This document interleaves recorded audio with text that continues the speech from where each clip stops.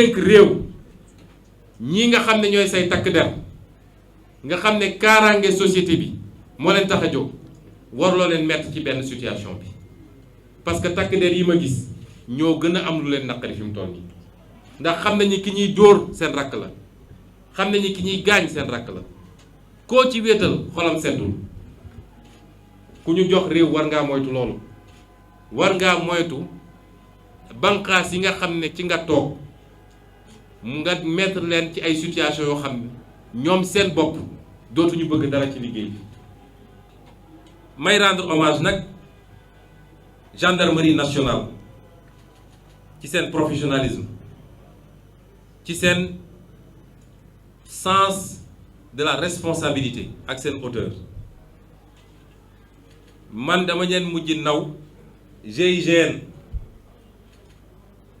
bés bu ñu may jàpp ba tey bi ñu may déposé fi ma dem noppalu ji seen loxo laa nekk.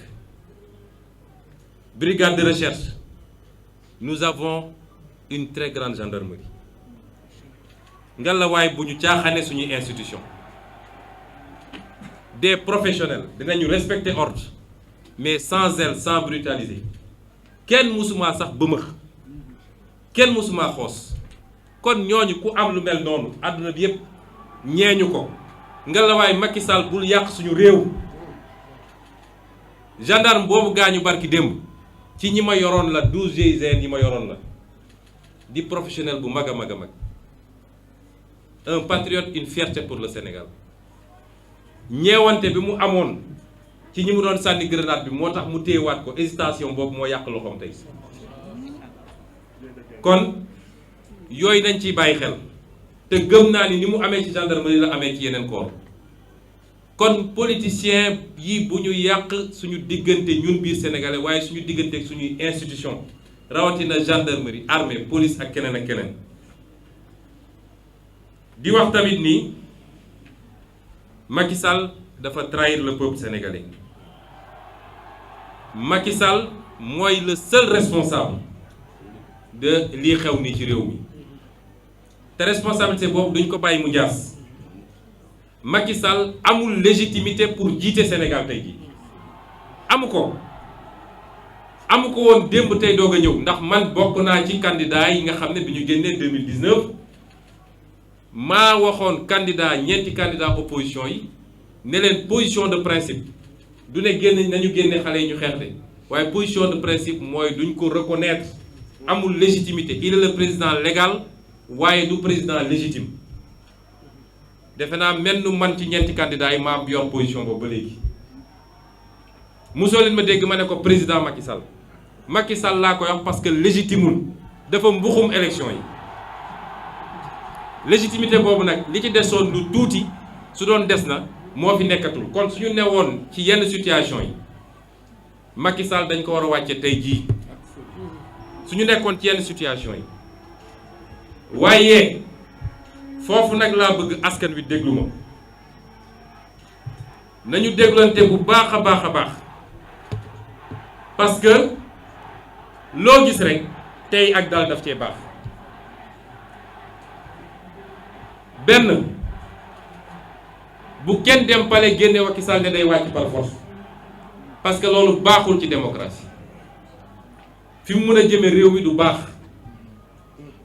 moom. bu xoolee boppam ba xam ni amatul légitimité pour jiite Sénégal mu ne jóg naa man démissionné na askan wi yëpp jóg tàccu ñu préparer suñu élection anticipée ñi war a dem jàmmarloo waaye bu ko deful nañu ko gunge ba mandaam jeex waaye bu kenn dem ne dañu koy wàcce. ñaareel bi yenn boroom xam-xam yaa ngi wax déjà gouvernement d'union nationale ñun de. sama bopp laa mën a waxal ak ñi ma àndal bokkuñu jegewuñu benn xeetu gouvernement bu Macky Sall parce que dañ koo nawloo wut ba war a mën a ànd ak moom ci gouvernement parce que koo dem ba ni def na haute trahison mënatoo wëllit ku ànd ak moom ci ay gouvernement. léegi nag mu des fi ma bëgg a waxtaan ak Sénégalais yi révolution bi am na ba noppi kenn mënatu koo arrêté. bu ñu ne woon compet Ousmane Sonko yóbbu wala ñu def ko Decroix ñu def ko Cheikh Tidiane Dièye wala Khalifa Sall wala ku munti doon du tee lii ma gis ñi ci ndaw ñi kenn mënatu ko arrêté. La révolution est en marche te gën see gudd 2024 ñu mottali ko. La ca des mooy nañu bañ def erreur yi nga xam ne réewu Afrique yu bari def nañ ko mooy dañuy conduire seen révolution ba dégg ci cappaandaw bi mu am ñu ñëw ne ko coppet rawatina nag armée parce que réew am na fu muy toll armée day jël mbir mi te ñaare armée day am ay puissance yu bokkul fii yoo xam ne dañuy jël seeni nit préparer leen pour ñooñu jël réew mi bu ñu sàgganee ba armée jël réew mi lépp lu ñu doon yóotu ak di ko préparer dañ ko ñàkk moo tax ma ne nañu bu ñu syndrome malien baa ngi fii keroog bu ñu defee seen révolution bay waaj a yegg ñu ne armée génn na ñun ñu topp ci char de combat yi di tàccu laa ne mbir mi jeex na ñàkk nañ ko noonu la amee feneen ak feneen ak feneen moo tax révolution bi am na ba noppi Macky Sall mënatu koo téye kenn mënu koo téye kon nañ ko encadrer parce que stratégie dafa baax ci lu ne du lépp nag la ñuy wax ci télé waaye suñu responsabilité ñun ñëpp askan bi mooy nañ ko encadrer ba yegg fi ñu bëgg a yem waaye nag teewul loolu tekkiwul nag ni dañoo firi Macky Sall rek di ko seetaan nañ koy encadrer mooy dañuy exiger imposer benn agenda à partir d'aujourd'hui parce que loolu la peuple bi bëgg te peuple bi mooy imposer le rapport de force kenn ci ñun mënul imposer rapport de force isolément ñun ñëpp suñu dajaloon suñu parti mënuñu ko peuple bi moo mën a exiger imposer rapport de force boobu nag bokk na ci benn lu ñuy exiger la du lu ñu ñaan Macky Sall de amul layam yi lu ñu exiger Macky Sall la bu ci njëkk mooy ñii nga xam ne seen bakkan rot na ci mbir mi te muy responsabilité moom Macky Sall nañu jox ndàmpaay seen waa famille mënul tax ñu rattraper li ñu ñàkk waaye loolu le minimum la ñu bañ a gore di ba mel ni moom ndax moom bi nit ñi xeexee 2011 ba ay bakkan rot ci bi mu toogee ci nguur bi da leen a fàtte ñenn ñi sax commencé ñaxtu ñu tëj leen kaso ñii nga xam ne seen bakkan rot na ci exigence Macky Sall ak état du Sénégal dañu war a jox ndàmpaay seeni famille ñaareel bi mooy ñi ci gaañu dañ leen war a jox indemnité civile et militaire nag laa wax dañ leen war a jox ay indemnité jàppale leen ñu mën a faju ci nu mu gën a rafetee ñaareel bi du lu ñuy ñaan Macky Sall tamit mooy prisonnier politique yi mu jàpp na leen libérer immédiatement et sans condition te nag premier point bi ma njëkk a wax gannaaw bu ñu nee réparation ñu ngi exiger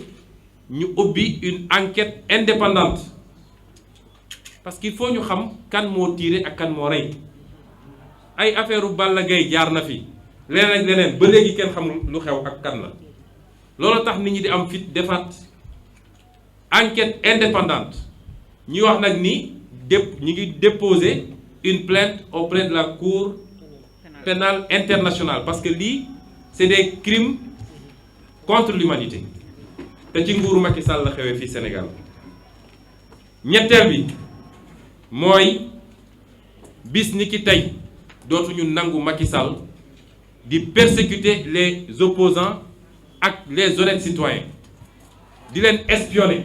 di leen mettre sur écoute la terreur va changer de camp dootuñu ko nangul Macky Sall yooyu il faut mu jeex tey démb dégg ngeen gendarme bu démissionné parce que def na liggéeyam ni mu ko war a defee ñu envoyé ko ay police ñu koy espionner suba ak ngoon Macky Sall moom lan la ñu teg wala moom mooy Sénégal loolu dina dakk bis ni ki tey ñaareel bi mooy ñi nga xam ne ay milices la yu mu jël moom ay sambabo yi ñu jël jox leen xaalis ñu yor ay jaasi ak ay fital di fitt nit ñi exigence nañ leen a identifier jàpp leen livrer leen à la justice ñu àtte leen ñoom ak ñi leen yónni nag ñoom ak seen commanditaire. juróomeel bi mooy Macky Sall bëgg na ko bañ na ko dina créer les conditions pour ñu mën a dem ci ay élections nu mu gën a leeree. ay wuruj fichier électoral jeex na ci Sénégal yor say carte d'identité ne du ma ko jox ndaw ñi parce que ànduñoo ak man jeex na ci Sénégal Macky Sall dina créer les conditions yu ñu mën a demee ci élection xam ne ñépp lay tolloole ku peuple bi tànn ñu ne kii la. juróom-benneel bi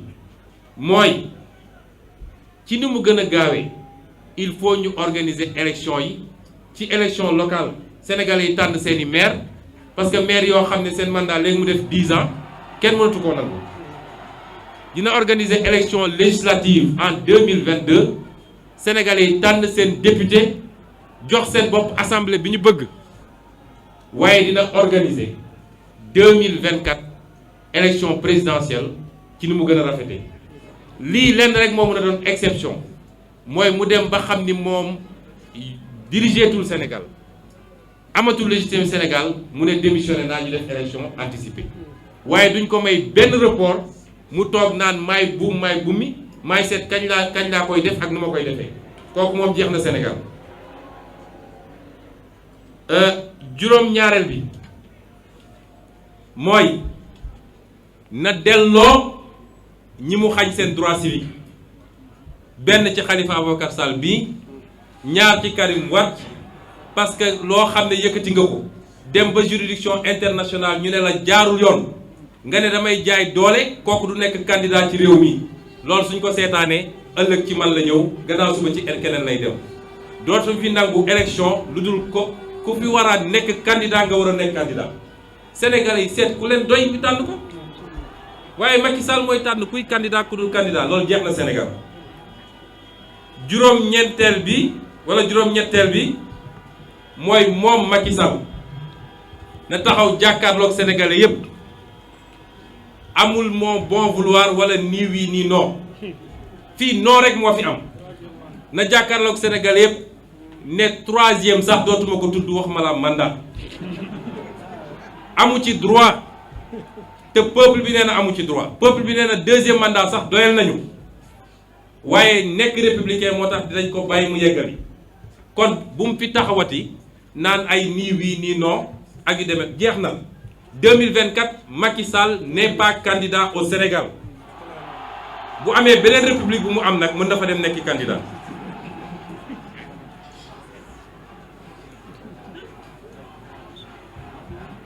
lii lépp nag dafa am lu mu àndal dafa am lu mu ànd ak mooy li may ñaan le peuple particulièrement les jeunes bu mobilisation bi wàññeeku mukk nag tey lañu war a gën a mobiliser wu chacun et chacune kenn ku ne ci ñun am na sañ-sañu jëfandikoo àqam bi nga xam ne constitution moo ko may ni man duma nangu ku ma noot loolu ngeen def tey jii loolu ngeen def fan yi yëpp weesu nañu continuer mobilisation boobu waaye na doon mobilisation pacifique parce que dafa am lu Macky Sall foqati woon ci ñun mooy kenn amatul woon sañ-sañu def rassemblement wala nga def marche tey war nañ ko ni ci par force dinañ ko def parce que constitution moo ñu ko may te keroog bi mu ñu koy may dafa ne déclaration ngay def amul autorisation déclaration la balaa may dee ñu ne marche non autorisée France mun a bàyyi nit ñi ñu manifester Canada mun koo bàyyi keneen ak keneen Turquie yow fi nga dëkk Sénégal ñu ne la doo fi manifester parce que son excellence Macky deuxième nee na kenn du fi manifester loolu jeex na ci Sénégal may proposer ñu continuer manifestation yi jël benn fan wala ñaar ci semaine bi 1 million de Sénégalais nañu génn yor seen drapeau national xool fu ñuy dem fu ñu koy defee dem taxaw fa exiger que lii ma wax 9 mesures yi ak yeneen yoo xam ne après concertation dina ci yokku Macky Sall da koy respecté wala dootul am jàmm ci réew mi.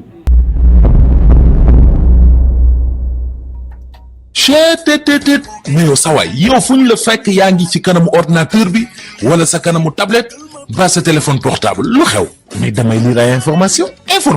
waaw xoolal boo bëgg am ay information yu leer nañ et en temps réel duggal ci www.senegal7.com ay information yu wóor man de maa ngi application Sénégal 7 lépp lu xew dama koy jot ci sama téléphone ci tàng bi te nag application Sénégal 7 am ko yomb na da ngay dugg ci Play Store wala Apple Store nga télécharger ko rek xam li xew ci réew mi ak la xew ci bitim réew te nag dara du la ci umpu. Vous voulez des informations en temps réel? Cliquez sur www.senegal7.com. Sénégal 7, le roi de l'information en temps réel.